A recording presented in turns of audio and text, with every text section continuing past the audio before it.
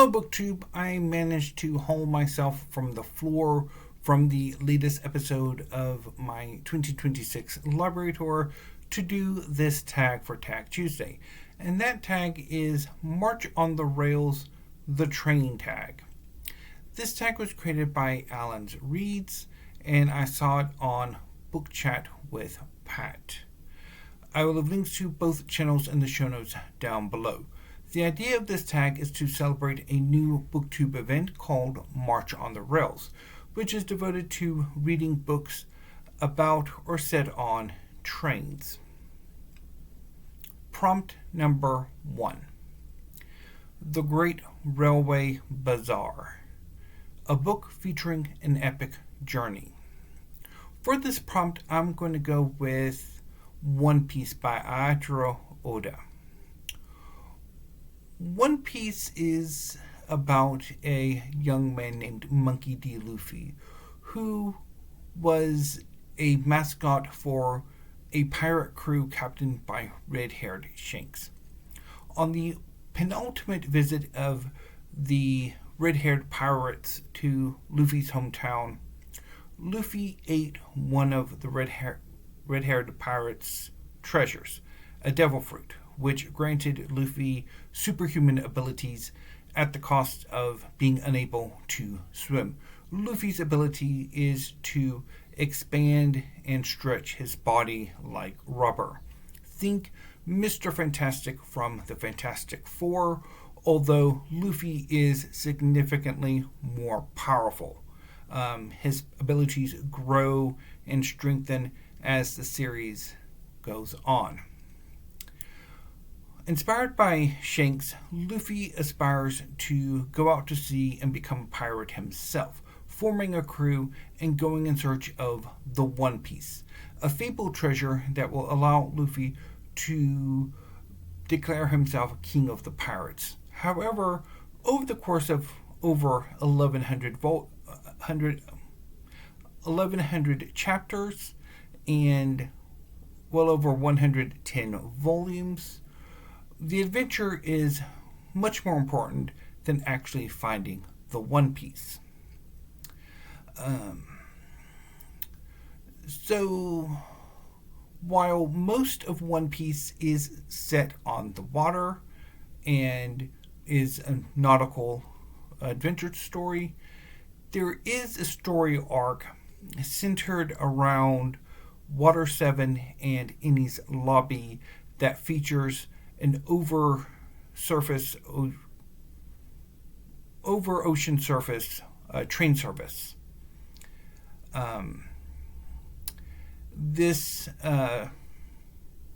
So there is some train travel in One Piece. Not much, but there is some. Prompt number 2. Brief Encounter Still Life. A brief or short book you could read while waiting for a train. For this prompt, I'm going to go with a work of poetry, and that work of poetry will be She Heads Out into the Wilderness by Anne-Marie Macari, which is likely to be the poetry collection I read this afternoon because I finished Newburyport by Lucy Ellman this morning, which is also not so much about an epic journey, except for the lion. But I'll talk about that on Weekly Reads. Prompt number 3. Bradshaw's Guide. A guidebook to a favorite place or thing. Don't have one. Breakheart Pass. A romance novel or western. And you get 2 thumbs up if it is both a romance and a western. For this prompt, I'm going to go with Lonesome Dove by Larry McMurtry, which also features an epic journey. It's about a cattle outfit led by 2 ex-Texas Rangers who move from the very, very tail end of Texas all the way up to Montana to try to get some better grazing land. I have never gotten into Lonesome Dove. I was thinking about giving it another go this June for June on the Range, which is a booktube event created by Michael K. Vaughan, in which participants read westerns in the month of June. But I don't know if I want to do that. I will decide on that once I have figured out the rest of my June reading plans. Prompt number 5. Thomas the Tank Engine, a beloved children's book. For this prompt, as I do with every children's related book prompt, I'm going to go with The True Story of the Three Little Pigs by John Scieszka. It is a retelling of the story of the Three Little Pigs from the perspective of the wolf. It was one of my favorite books growing up, and me and my mom tried to make it something of a tradition by reading it to the 4 children of the apocalypse. Not that that ever worked out. Prompt number 6. The Signal Man, a ghost or horror novel. For this prompt, I'm going to go with Iron Council by China Mieville. It is not exactly a ghost story or a horror novel, although the genre, the new weird, mixes science fiction, fantasy, and horror, much like the original weird genre did. So in Iron Council, which is very much about trains, the narrative is broken into 2. There is one that is set in New Crobuzon, where a group of revolutionaries are beginning to enact a plan to attempt to overthrow the dictatorial government of New Crobuzon. Another group of revolutionaries are trying to track down the Iron Council, which is a rogue train city-state that New Crobuzon attempted to build a transcontinental railroad with an allied city-state some decades before the novel begins. But the workers rebelled and took over the train and have basically become a rogue, roving city-state. The horror comes in that there is various locations in the world of Boss Log that are warped, and there are many horrors that lurk in these warped spaces. And the Iron Council does travel through one of these horror zones.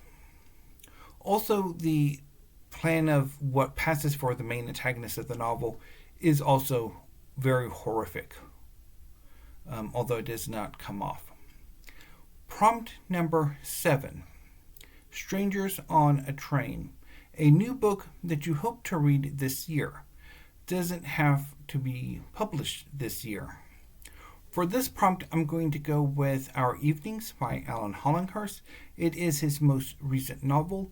It is about a man who is remembering back to his childhood as a scholarship student at an elite boarding school. In 2026, I'm making it a point to attempt to read or reread all of Alan Hollinghurst's novels. So far, it is going very well, although I am only 2 books in. Prompt number 8.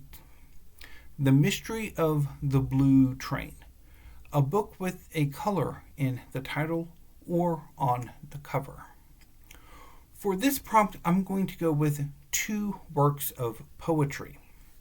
To preview my book haul for tomorrow, one of those books is Negative Blue by Charles Wright, the poet, not the novelist. The other work of poetry I'm going to mention is Red Deer by Anne-Marie Macari, who has become one of my favorite poets, and her latest collection of poetry, I think it's Amerigun, should be coming out later in March, and I will plan to read that one as well. So that would also go for the Strangers on a Train prompt as well. So if you would like to do this tag, consider yourselves tagged, and I will see you tomorrow with the next part of my 2026 library tour, as well as the second book haul of March. So until then, BookTube, thank you and have a great rest of your afternoon.